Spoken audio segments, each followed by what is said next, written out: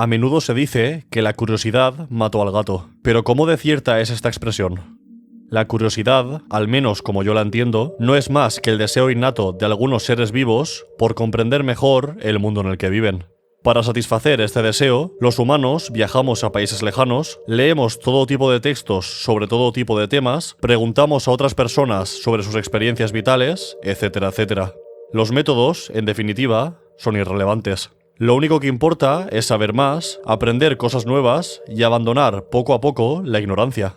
Bajo esta premisa, resulta complicado tomarse en serio que la curiosidad mató al gato. Al contrario, lo mejor que puede hacer un gato o cualquier otro animal para aumentar sus probabilidades de supervivencia es analizar en profundidad el entorno que habita. Y para hacer esto, es necesario un combustible que sustente ese aprendizaje. Ese combustible es la curiosidad, y decir que es peligrosa parece una estupidez. ¿Cómo va a ser peligroso el conocimiento? Y lo peor es que sí lo es, o más bien puede serlo. La Inquisición perseguía a quienes conocían saberes prohibidos, como la alquimia o la magia. Solo hay que ver lo que ocurrió con algunas supuestas brujas en los juicios de Salem, y eso que en Estados Unidos la Inquisición no existía. Más recientemente, existe la broma en las redes sociales de que la CIA, el servicio secreto estadounidense, persigue a quienes crean inventos revolucionarios, como motores que funcionan con agua. Esto, muchas veces, es una exageración humorística, pero si por algún motivo consiguieras acceso a los documentos clasificados del Pentágono y te pasaras toda la tarde leyéndolos, creo que una visita de los hombres de negro sería lo mejor que te podría pasar. Y los peligros no acaban aquí. Tanto la Inquisición como la CIA están formadas por seres humanos que pueden castigarte por tus pecados, pero existe otro tipo de conocimientos que no necesitan una mano humana para hacerte daño. Dejadme que os hable de los cognitohazards, o peligros cognitivos. El término cognitohazard se ha popularizado en los últimos años gracias a la comunidad del universo de ficción colaborativa de la Fundación SCP, una organización ficticia que se dedica a investigar y contener objetos y organismos de naturaleza paranormal. Estas entidades toman el nombre de números, y diría que el SCP-173 es el más conocido, sobre todo por los videojuegos inspirados en su historia. La palabra cognitohazard está compuesta por cognito, que viene del verbo latino cognoscere, conocer, y por hazard, que en inglés significa riesgo o peligro. Por lo tanto, un cognitohazard sería un peligro cognitivo, es decir, algo que es peligroso saber o percibir. Siendo totalmente honestos, hay un matiz que estoy ignorando a propósito para ahorrarme diferenciaciones innecesarias, pero voy a explicarlo para evitar que alguien me lo eche en cara.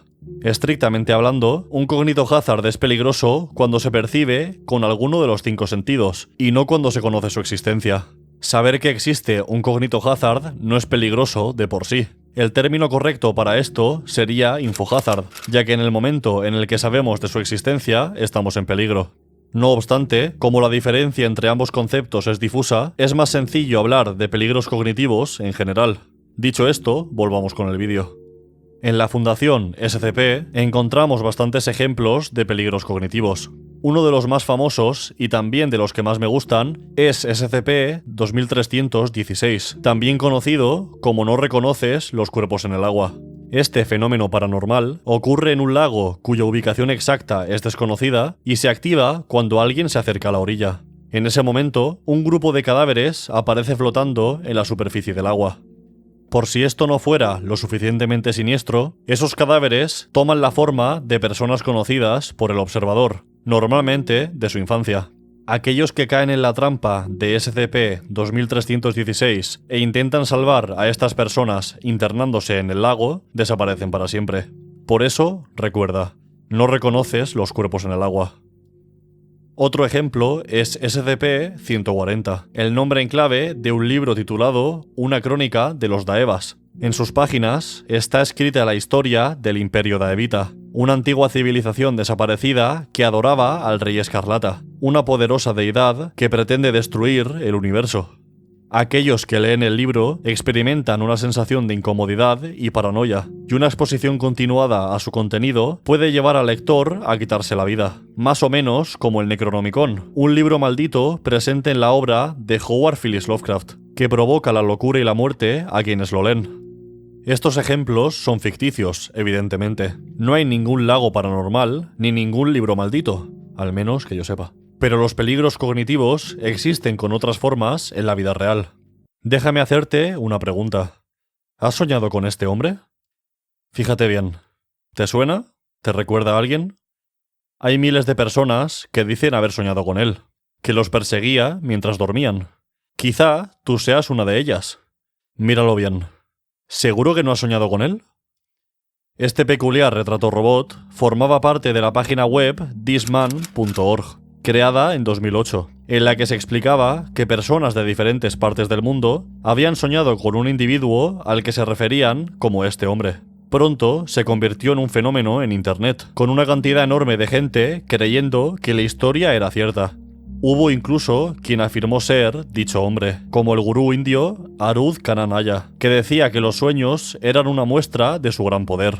A raíz de la popularización de la historia de este hombre, usuarios de Internet y expertos de diversos campos intentaron buscar una explicación, alguna más sensata que otra. Se decía que el hombre podía ser una manifestación de Dios, un experimento secreto de algún gobierno o el efecto de la influencia de un ser sobrenatural, aunque en realidad la explicación era mucho más sencilla. La historia de este hombre no era más que la invención del sociólogo y comercializador italiano Andrea Natella, conocido por sus polémicas estrategias de marketing. El propio Natella reconoció en 2015 que había creado la web para explorar el concepto de la invasión de sueños, que había visto en películas y libros y siempre le había llamado la atención. Por lo tanto, nada de lo que se contaba sobre el hombre de la fotografía era cierto. Sin embargo, pese a que la historia resultó ser falsa, hubo quienes fueron influenciados por ella. Después de que la fotografía del hombre se hiciera popular en Internet, algunos usuarios afirmaron que habían soñado con él, e incluso que lo conocían personalmente. Y aunque es evidente que parte de estos usuarios mentía, estoy seguro de que otros no lo hacían. Sé que muchos de los que vieron la imagen del hombre soñaron con él. Lo sé porque a mí me ha pasado. No con este hombre, pero sí con otras personas. Lo que quiero decir con esto es que no debemos subestimar el poder de la sugestión. Una simple imagen acompañada de una pregunta, si se difunde masivamente, es capaz de internarse en la mente de miles de personas y aparecer en sus sueños. Y si aparece en sus sueños, quiere decir que también está en sus pensamientos. La historia del hombre era falsa, pero su influencia fue y sigue siendo real. Por probabilidad, al menos una persona que está viendo este vídeo soñará con este hombre. Y espero que el sueño sea agradable. En este caso, es difícil dramatizar la situación porque todo lo que rodeaba al experimento social de Natella era bastante inofensivo. No obstante, podría no haberlo sido. Existen indicios de que la cobertura de ciertos sucesos puede aumentar la probabilidad de que se repitan. El efecto Werder se refiere a cómo la noticia de un suicidio puede llevar a otra persona a suicidarse si se dan las circunstancias adecuadas. Por eso, algunos medios de comunicación prefieren no cubrirlos o dar los mínimos detalles posibles sobre ellos. Con los tiroteos en masa ocurre algo similar. En Estados Unidos existe un movimiento llamado No los nombréis, que tiene el objetivo de reducir y simplificar la cobertura mediática de los atentados con armas de fuego. En teoría, publicar la identidad y los motivos de los perpetradores puede incentivar a potenciales tiradores a imitarlos para ganar notoriedad. Porque tristemente, algunos de ellos cometen crímenes atroces para hacerse famosos y sentirse importantes. La historia de thisman.org no tenía una mala intención, pero podría haberla tenido.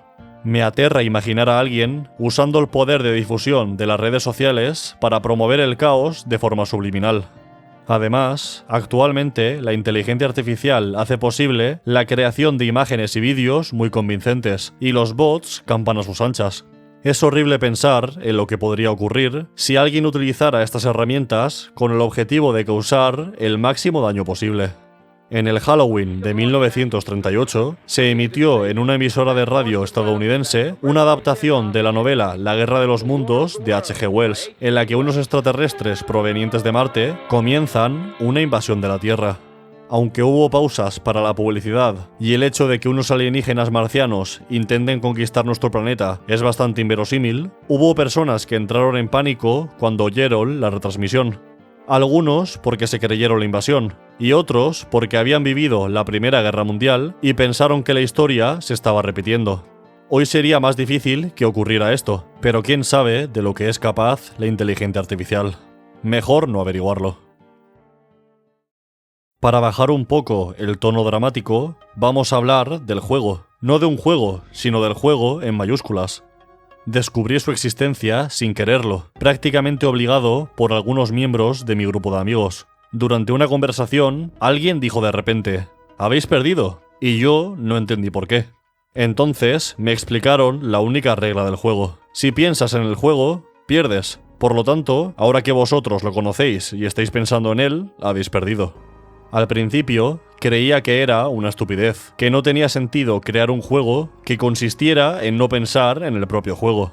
Otro de mis amigos, muy acertadamente, dijo que no tenía gracia porque no puedes disfrutar de la victoria. Mientras no piensas en el juego, no sabes que estás ganando. Por lo tanto, solo experimentas el juego cuando pierdes. Debido a esto, predije que mis amigos pronto se cansarían de esta dinámica, como todos nos cansamos del típico juego de moda. Pero no se cansaron, y hoy en día siguen nombrándolo de vez en cuando. Normalmente, cuando uno de ellos se acuerda y por lo tanto pierde, aprovecha para hacer perder a los demás. Y fue este comportamiento el que me hizo pensar en que este juego, en esencia, es casi un arma psicológica. Siempre se dice que el intento por evitar un pensamiento hace más frecuente su aparición. Si te digo que no pienses en un elefante rosa, lo más probable es que pienses en un elefante rosa. Si un mosquito te pica y quieres no pensar en el picor para evitar rascarte, estarás todo el tiempo pensando en el picor. Y al pensar que no quieres pensar en el juego, estarás pensando en el juego. Este paradójico proceso es aterrador porque demuestra que el ser humano no tiene el control total sobre sus pensamientos. Tú, que estás viendo el vídeo, ahora conoces el juego, y pueden pasarte dos cosas. La primera, y la más probable, es que olvides su existencia para siempre y no vuelvas a pensar en él en lo que te queda de vida. La segunda, menos probable, pero probable igualmente, es que te acuerdes de él cada cierto tiempo. Quizá, incluso te acuerdes del juego cada vez que leas la palabra juego y hasta tu último aliento tengas presente que has perdido. Este aparentemente inofensivo juego es la prueba de que es posible plantar ideas recurrentes en los cerebros de otras personas. Pensar en el juego no es algo que vaya a afectar negativamente a tu vida, al menos no de forma significativa, pero otro tipo de pensamientos sí podrían hacerlo. Imagina que alguien te provocara una obsesión con tu propia muerte o con la idea de que la vida no tiene sentido. ¿Qué podríamos hacer para librarnos de ellas? Ahora reflexiona, por un momento, sobre los mensajes que recibes continuamente, tanto en los medios tradicionales como en las redes sociales. En los últimos años, la polarización se ha incrementado muchísimo. Las opiniones son cada vez más radicales y violentas, y parece imposible mantener un debate respetuoso y constructivo sobre ningún tema. Aunque los avances tecnológicos van más rápidos que nunca, creo que socialmente estamos empeorando a la misma velocidad. Este fenómeno podría ser algo fortuito, una consecuencia del contexto global actual. Sin embargo, teniendo en cuenta que hay personas muy poderosas que se benefician del conflicto social, me parece más lógico pensar que hay intereses detrás de este cambio. El famoso algoritmo favorece, sobre todo, a aquellos que siembran la semilla de la disputa. Los mensajes de crítica y odio son los que más rápido se difunden y se quedan adheridos a nuestra mente durante días. Pregúntate por qué.